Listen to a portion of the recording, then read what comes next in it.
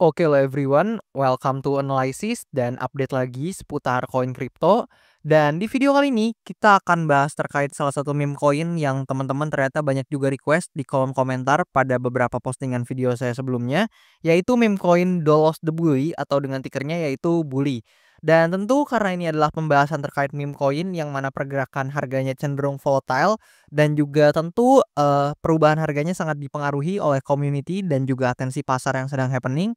So, disclaimer dulu bahwasannya video ini sama sekali tidak bermaksud untuk mengajak teman-teman semua menjual atau membeli aset tertentu dan juga sama sekali tidak bermaksud untuk mempromosikan aset tertentu.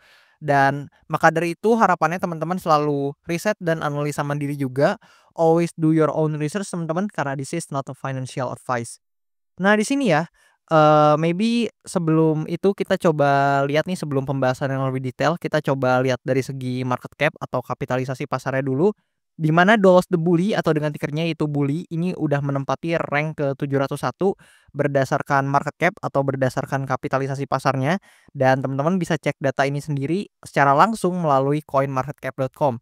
Dan di sini ya, biasanya kalau saya bahas token-token tertentu, itu banyak teman-teman semua yang suka nanya, untuk aset atau token tersebut bisa ditransaksikan di mana aja.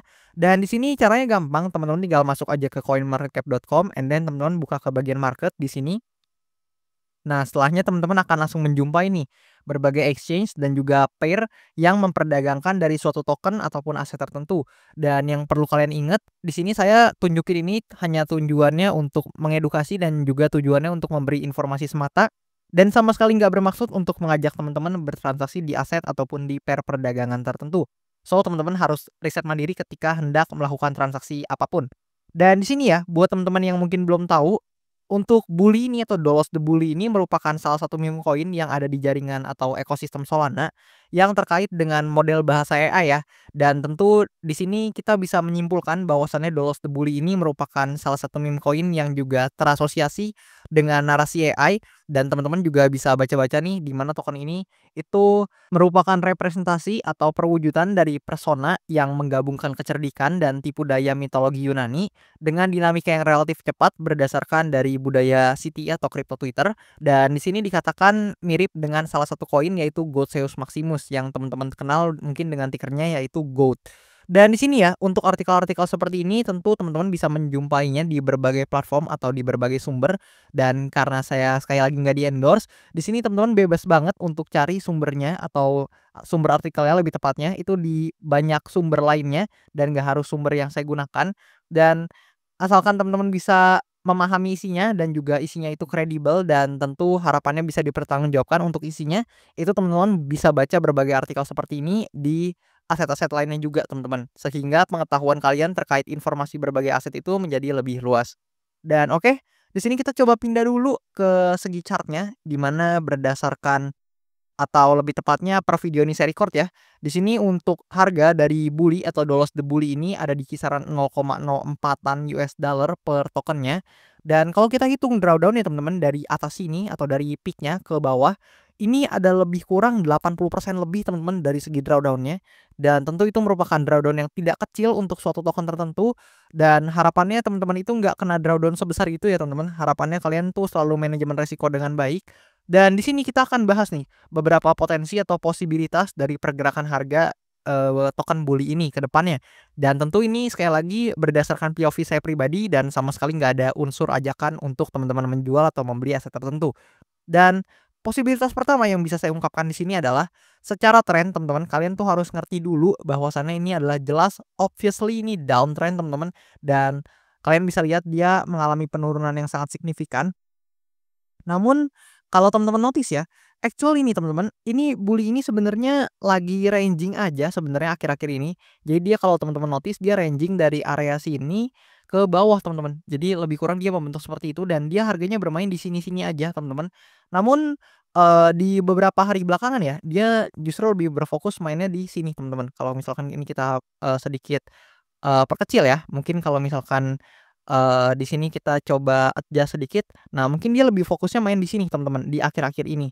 Namun secara gambaran besar, di sini kita coba rapiin dulu. Nah, kayak gini, mungkin dia lebih lagi fokus bermain di range ini. Namun secara gambaran besar untuk range-nya itu teman-teman bisa notice yang seperti tadi, yang ini, teman-teman. Nah, di sini kalau teman-teman udah tahu nih dia ini sedang ranging, maka ada beberapa konfirmasi atau ada konfirmasi-konfirmasi yang bisa kita lihat untuk, meninjau nih terkait pergerakan harga dari bully ini selanjutnya.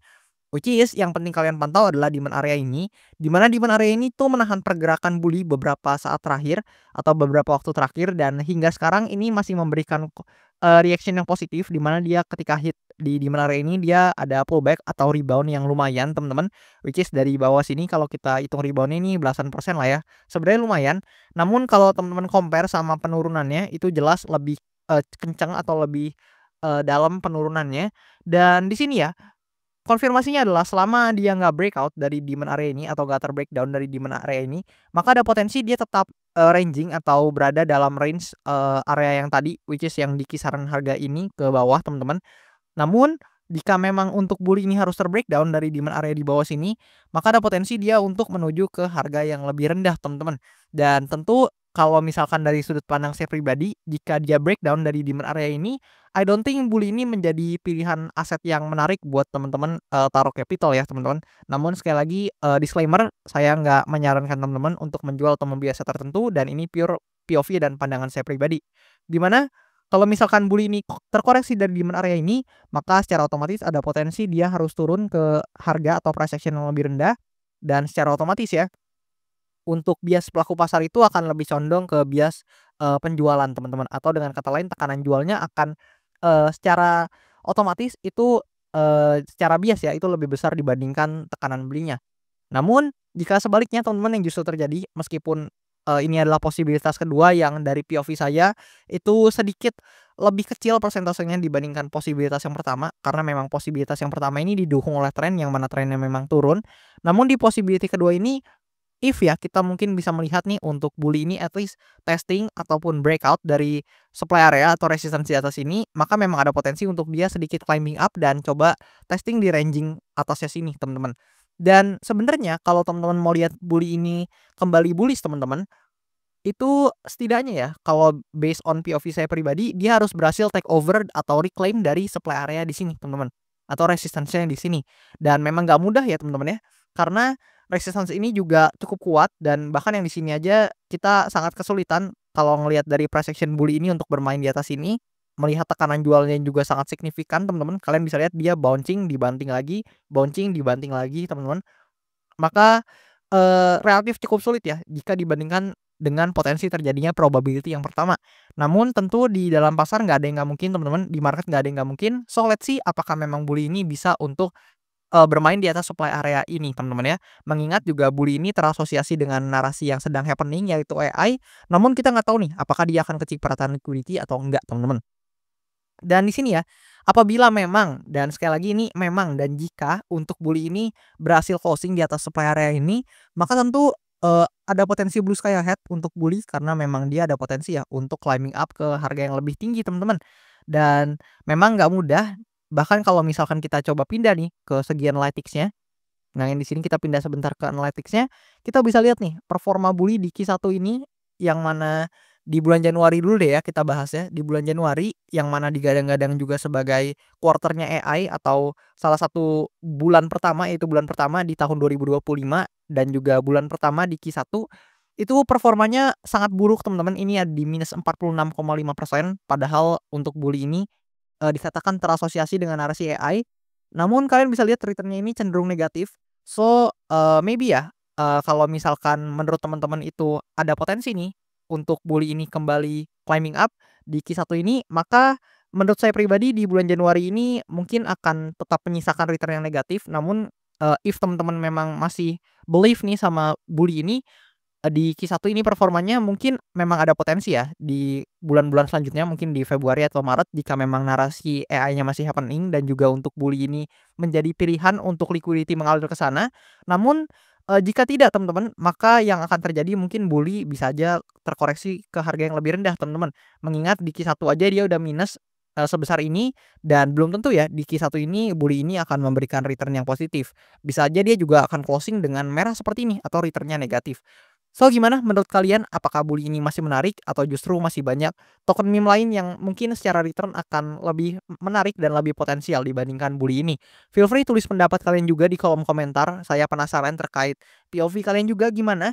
Dan buat teman-teman yang mau request analisa koin, jangan lupa kalian bisa request lewat link traktir saya juga yang tertera di bio akun TikTok saya atau di link yang tertera pada description di channel YouTube saya. Kalau teman-teman mau support saya langsung, atau mungkin sesederhana teman-teman bisa komen aja di kolom komentar di bawah. Dan nanti kalau misalkan banyak yang tertarik, akan saya coba untuk bahas cepatnya seputar updatean koin yang teman-teman minta. Dan that's all seputar bully. Thank you banget buat kalian semua yang udah nonton video ini sampai habis. And I'll see you teman-teman in the next video.